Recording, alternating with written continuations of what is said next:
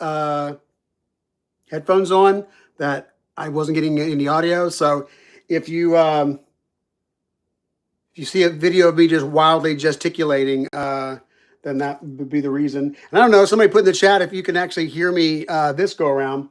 But I am I'm trying to do what was supposed to be a simple job. I've got a handful of hive mind orders that required the hand finished coin. Do not there is no try, do or do not, there is no try coin. As you see here. And then I realized, I don't have any hand finished, but it only takes like, 10, 15 minutes to do them. So it's like, okay, I'll go do them. And then I put them all in a bath and then realized I had pulled the lacquered ones. So these have been in like a minute's worth of brass black and they didn't get blackened. So if you want one that won't tarnish at all, then this is your guy right here. But it seems like most people in the EDC world prefer them to, prefer their stuff to have some character added to it. But anyway, so the whole reason I was like, while I'm doing this, I finished the book Cujo, which I'm going through. I've read, I think this is my 4th or 5th time, something like that. I started reading Stephen King as a teenager, which I highly recommend. Hey, there's somebody live. Can you tell me if there's audio? Because there was not audio a second ago when I started. Oh, we lost them. What are you going to do? They figured out that, but yeah, feel free to ignore this in all. It actually doesn't even matter if anybody's recording the audio because this is literally me just talking to myself.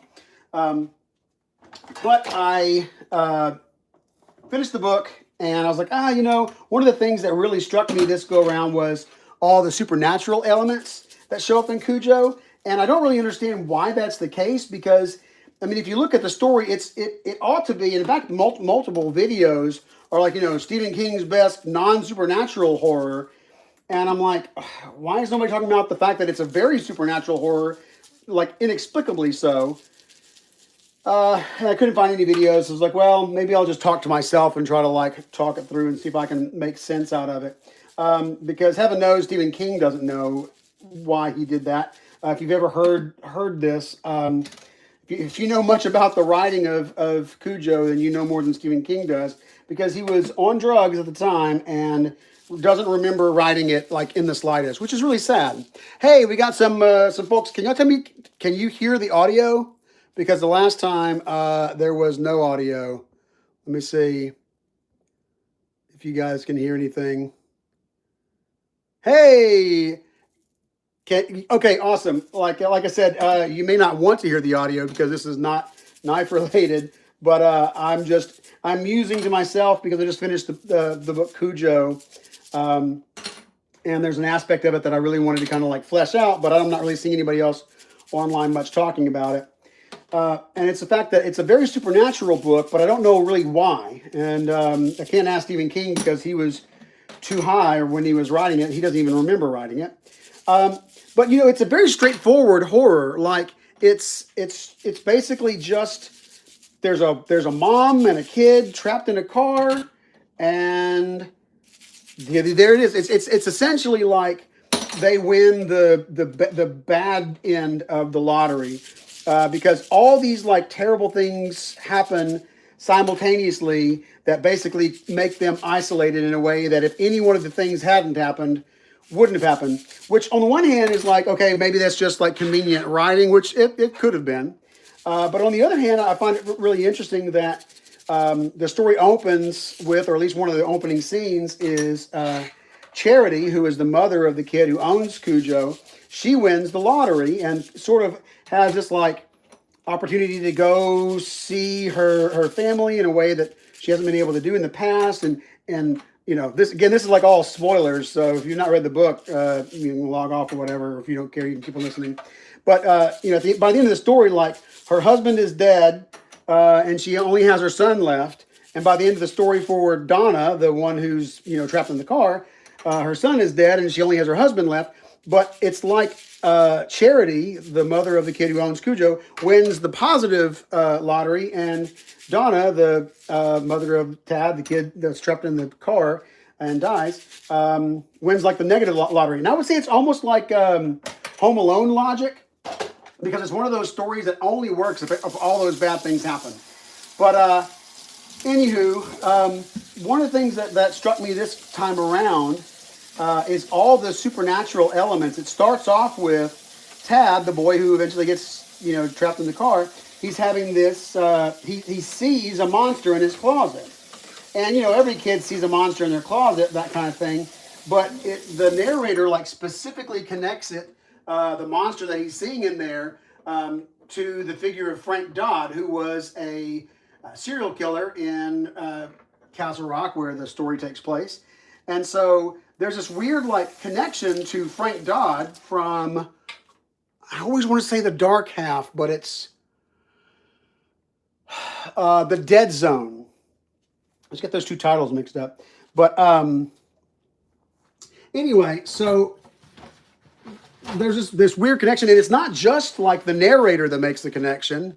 That's because monsters do exist. Yeah. Woot, you're working now? Yeah. So this is a perfectly beautiful, non-tarnished coin, which is the exact opposite of what I'm aiming for. I'm trying to put this brass black on these coins so that they'll bring out the features and make them look really nice. But I put the lacquered coins in there and nothing happened. So anyway, yeah. So even Sheriff Bannerman, whenever he looks into the face of Cujo as he's about to die, he's like, "Hello, Frank." So it's not just the narrator making some sort of comparison, or the idea of, oh, okay, well, every town has their boogeyman, and Frank Dodd's sort of like the Freddy Krueger or whatever of the of this of Castle Rock, which I guess I don't know if the kids even knew that Freddy Krueger was killed, but anyway. But the whole question is why the supernatural elements? Why the connection to Dodd? And like I said, I looked online to see, there might be some Reddit's posts on there, but I couldn't find anything on YouTube that I wanted to watch and listen to about it. But anyway, and this is, by the way, not like a, oh, nice, what's the coin from Olite? Slap a nose, what's that, Mike? Anyway, this is definitely not an advertisement for you to go read Cujo. I read most of Stephen King's writings by the time I was 14 or 15, and I highly don't recommend doing that. I think there's definitely some trauma related to having read Stephen King. I won't even say too early, because I think there's probably trauma related to reading Stephen King anyway, because some of the stuff that he writes is just you didn't have to make that choice. There were other choices for you. But, his prose is just so good. His characters are just so real. His descriptions of settings are just so evocative, So it's just, anywho. So you got these supernatural elements where Vic the dad, Donna the mom, and Tad, the kid, they're all having dreams. Donna even sees, actually both of them, Donna sees Cujo in the closet. She sees a monster in the closet. And later, Vic sees a monster in the closet as well. And so there's something supernatural happening here. And so I just find that really interesting. And like I said, it's sort of escaped me in the past, or I think in the past I saw it and I was just kind of okay, that's weird. I don't know what that's about. But yeah, the part that oh, let's see, I was going to say that part that stuck out to me. I wondered does the family Trenton do they have the shine? Is that what's going on? Because there seems to be this these layers of intuition that are far beyond any normal kind of intuition. Like there's no way that they would know these things or be able to predict these things. Or Donna even seems to have like a mental link between her and Cujo.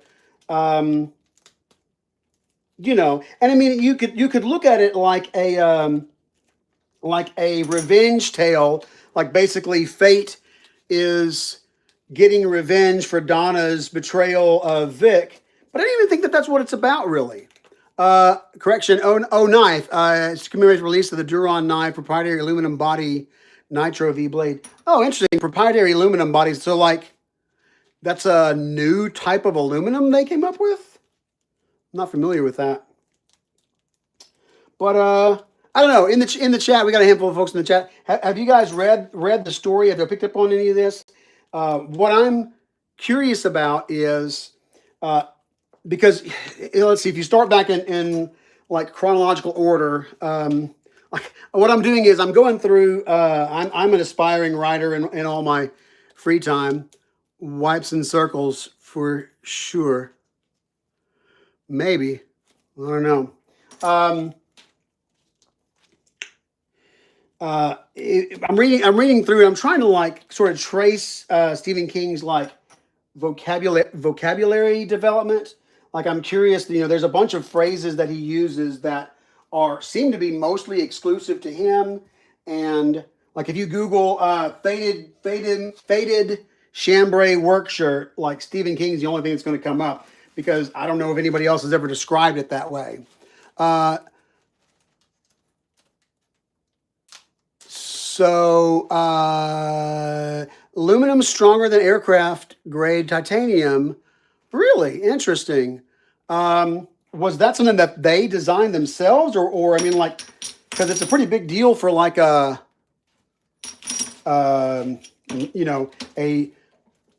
flashlight company turned knife company to become a material developer. That's a pretty big jump. So I wonder if they've just kind of got first dibs on it, or if so I don't know. Anywho, so the thing I guess that I'm thinking through on this is maybe there's like a running thread of people with the shine.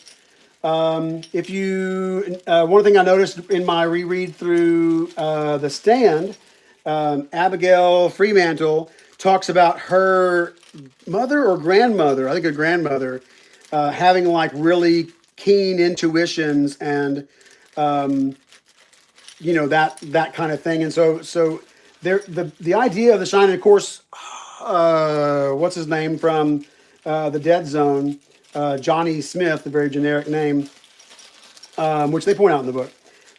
They as in Stevie. What do you guys call Stephen King? Stephen? You call him Mr. King? Call him Stephen King? Uncle Steve? Oh gosh, my bag of this stuff is well, it is turning black this time, but it's also getting on my marble cabinet, which Melody may not be super excited about. But anywho, I guess that's the main thing I was just kind of talking through, interested in kind of bringing up, is there's really no reason to have these supernatural elements, and yet they do. And I'm just wondering if it's because otherwise the story wouldn't fit so neatly into Stephen King's like greater universe that he's building.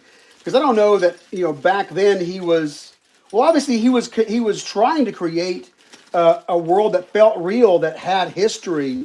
I mean, anybody could have written a story about a dog and then also like thrown in that there was a serial killer. But I mean, at least in part, what he's doing is making a connection for, to continue like the mythos, So that may just be that it's creating layers. I don't know. It's just something that I thought was really interesting. Oh, no. That's Mr. King. Yeah, the King. I like Melody calls him Uncle Steve, which I kind of like. Um, he's I don't know. They say never meet your heroes, and well, on the one hand, he's somebody that I think is incredibly talented. I don't know. Certainly wouldn't meet him in a dark alley. Uh, but anywho, no. That's interesting. I did not. It's one of those things where it's a weird. I'm in a weird place in my knife nerddom, where at this point it's either get my own knife stuff done or learn what other people are doing. And so that's one of the reasons why I generally will ask. I didn't ask this time. It's like, what's in your pocket? Because I'm generally less aware of what's going on in the knife world now than I have been in the last 5 years. Just because it's so much to keep up with, and I've got so much going on in my own knife, little knife universe. Which I will say, one of the things that I've tried to do doesn't have anything to do with Stephen King, but it's just my love of story. I have tried to be consistent in the way we present our knives, because I do want them to be sort of a cinematic knife-averse, sin-knife-matic universe. I don't know. Because I very much love story, and I love archetypes, and I kind of just feel like that's one of the things that you get when you're getting a knife, is you're getting a narrative behind it as well. There's there's so many like knife, I think, people that would really take offense to this, because there are people who, for them, their knives are literally life or death. Literally the survival tool you needed that got you to the next way station or whatever. But I think the over like 99.999% of all of us, we like knives because of the stories they tell, and because of the stories we either want to believe or do believe about ourselves. So like if you want to believe that you are an up and coming executive, and you're a mover and a shaker, you're going to pick up a gentleman's folder, right? If you think you're an operator and you've got to be ready at the drop of a hat to shank somebody, to save the princess or whatever, then that's what you're gonna carry. So everybody has these stories behind it, and I kind of see it as like an extension of the action figures that we used to have as kids. Our He-Mans, our GI Joes, and we're telling ourselves stories when we're handling those objects, and that's the reason why we've chosen for our knives to do names that are character names. Because we really want it to be seen and felt as a part of an overall story that we're building. So it's kind of an aside, but I just say all that to say, Team NT Knifies. So one of my friends had sent me. I don't know if you guys follow Everyday Aaron. It's weird because in some ways we're like a really tight knit community where everybody knows everybody, and then sometimes something will come out and it's like, oh, I wasn't aware of that in the slightest. And there's like, but he had mocked up some knucks. Now we don't really do weapons. We don't really see the knives as weapons. We see them as tools. But again, that's part of the story that we're telling about ourselves, right? That we're not someone who would just look to. I guess if we had to, it would be durable enough to. But like the whole point is we don't want to ever be in a position to have to do that. But anyway, so we've not produced any knucks, even though I've had some good ideas, I think, for them, kind of like nerdy knucks, basically. And one of them was a series of Michelangelo, Leonardo, Donatello, Raphael knucks, where like each knuck was like some element of their weapon, and I thought it was a really cool idea.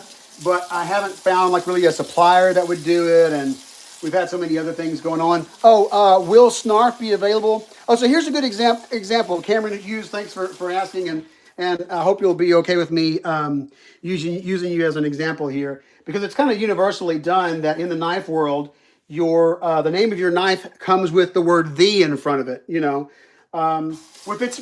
if it's the Buck 110, that makes sense.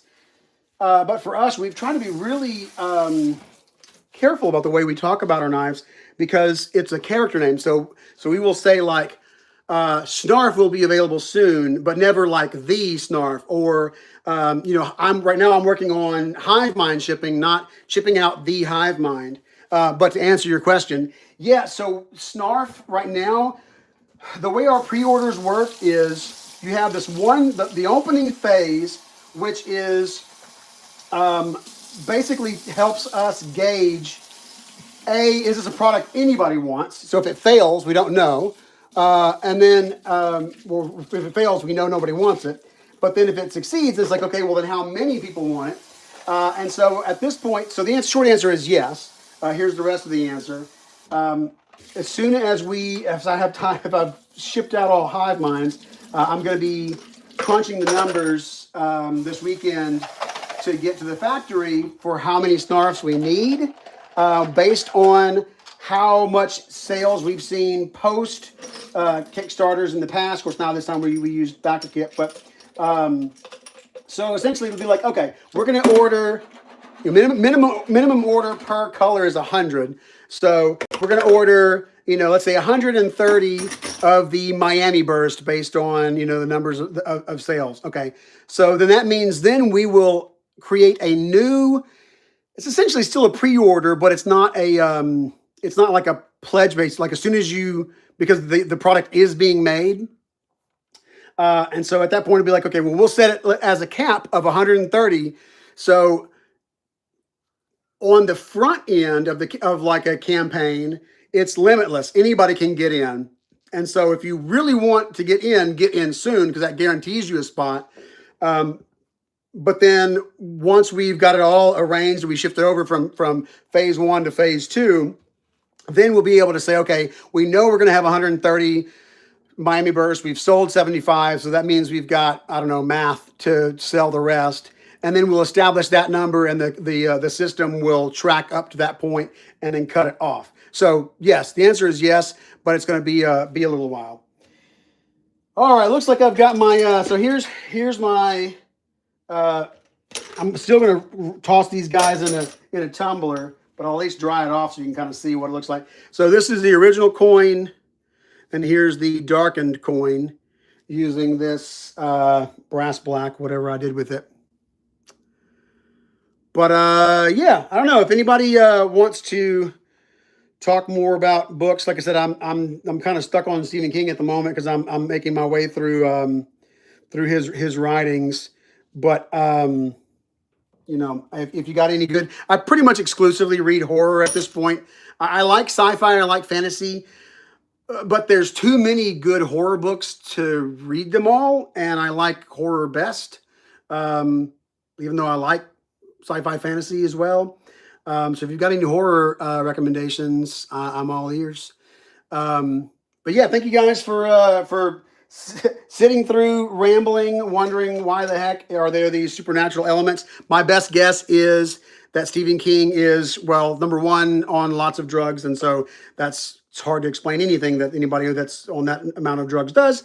But also, I do think that he's trying to build these cinematic universe, and so it doesn't really make sense in that exact moment as like book 4 or whatever it was of his book, of his writings published.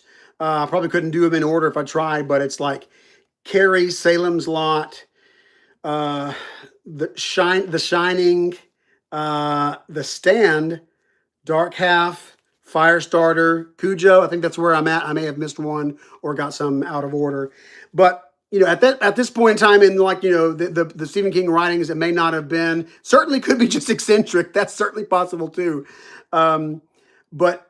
At this point in time, I guess if I'm being as generous as possible, I would say it's because he's building this larger universe.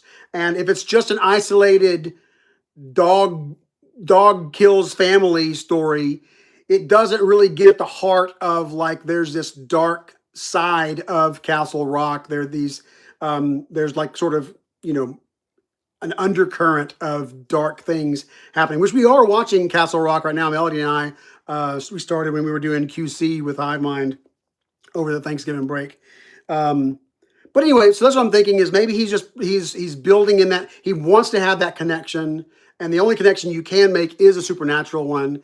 And so that's why he makes that connection. And in as much as it may make very little sense for us to consistently call our products Truffles, Hive Mind, Snarf, um, it is because we are trying to build a larger Sin Knife-matic universe of characters where you've got Truffles as this like big brute, but like a lovable brute, kind of your Hagrid, your Fezzik, kind of big brute. Oh, is there a new Cujo movie coming? No way. That's awesome. I literally almost Googled that because I was like, there's been like a renaissance of Stephen King movies coming out, probably mostly because they've been changing his endings because his endings are just, gosh, like there's no reason for Cujo to end the way it does. And the movie obviously ends differently, but like it could be a story of like retribution and like, you know, triumph over nature, that sort of thing. But Stephen King's like, nope, everybody's dead. Don't worry about it. Slap a nose, since you've sat through the whole thing. Look, I'll tell you, I am trying to figure out how to get ahead enough in my knife making process where I can work more on writing. So I've got a novel I started 15 years ago. It's called Daycare of the Dead. It started actually in a conversation with friends. We were talking about what would be the worst case scenario to be in if there was a zombie apocalypse. And this is way before Walking Dead, way before all that came out. And I had been doing a lot of research, a lot of reading on zombies because I've always loved horror. And everybody gives their opinion. I'm like, all right, when you guys are done, I'll tell you the actual answer. The actual answer would be if you were the director of a daycare, and then the parents didn't come get their kids, because then you've got just a bunch of like incredibly needy, incredibly vulnerable, loud snacks, basically not loud snacks. So it's exactly. So it's Daycare of the Dead instead of Day of the Dead. But it tells a story of, and it's interesting because I wrote it before I wrote, up to I got 75,000 words, which I think is about the length of The Hobbit. But I'm only halfway through the story narratively. And I kind of stopped because I realized how dark it was going to be at the end. I've since had some friends that I've talked about, and they've been like, you should just write it. Just go ahead and finish it. So I'm trying to see if I can carve out time, even if nobody ever reads it, carve out some time to finish the book, just so that I can have done that and try to grow another skill that I'm really, interested in, passionate about. But anywho, so I don't know. I've played around with some different ideas, like maybe doing like a Patreon, not to make money from it, but to just be held accountable. Like, okay, every Friday or every other Friday or whatever, there's going to be like a new chapter, and I'll just do one chapter at a time, building out the story. And then, obviously I'll go back and do a lot of work once the story is done. But that would be a good way. And then just like, everybody who's in on the Patreon and is part of the story building process, would then be like, you get the book for free. Also, this is kind of a weird idea, but and I'll throw this out here and somebody else will beat me to it, but that's okay. I thought it'd be really cool if you did a book, and then you also did an Aurora Knife and Tool product that came with it, or vice versa, a product that the book comes with. So for instance, there's a weapon in Daycare of the Dead that's called the slapstick. It's kind of hard to imagine, but it's like if you have like right now the way it's, and I need to work on it, but it's basically like two boards with like a hinge, and you've got a spike down here, so that when you hit a zombie on the head, the board makes contact with the head, the spike goes into the head, and then the spring pulls you back out. Because what happens all the times in the zombies movies is, they're using like swords and stuff, but like the harder you hit, if it doesn't slice through, you have to apply that same kind of, action to get it out. And so if you just had something that you could like walk around with imagine like a croquet mallet, or a cricket bat rather, like a cricket bat that when you hit them, it would pop off as well. So it'd be like injection into the head and then pop back off. I don't know that I can sell that product because it's like murder. Oh, that's funny. I didn't even make that connection. That's genuinely, look, it's Stephen King Supernatural, right? But yeah, I thought slapstick was kind of a funny name for like a murder weapon. But anyway, I don't know that anybody would want or need, or that would probably be a very illegal item to have in lots of places. Um, but I just thought it made for an interesting thing, you know. But anywho, all right. Well, hey, Slapanos, thanks for hanging out with me, man, and listening to random rambling on a Friday. I've got these ready to go pretty much. I'm gonna tumble them for a few minutes just to add a little bit more texture, and then keep on shipping off Hive Mind. All right, I'll definitely give that some more thought as far as releasing it with the book, because that's, you know, it's kind of like encourage, if I could find the perfect balance of, like, you know, it didn't cost very much to do both together. So it'd be kind of like encourage knife guys to read, encourage reading guys to carry a knife. Of course, this wouldn't be a knife. This would be like a murder weapon. But anyway, all right, man. Well, hey, appreciate it. Hit me up in the DMs anytime you want to. And anybody else who winds up watching this afterwards, I apologize. All right, that's gonna be it. As soon as I remember which button you push when you're ending. Oh, it's probably the X. There we go.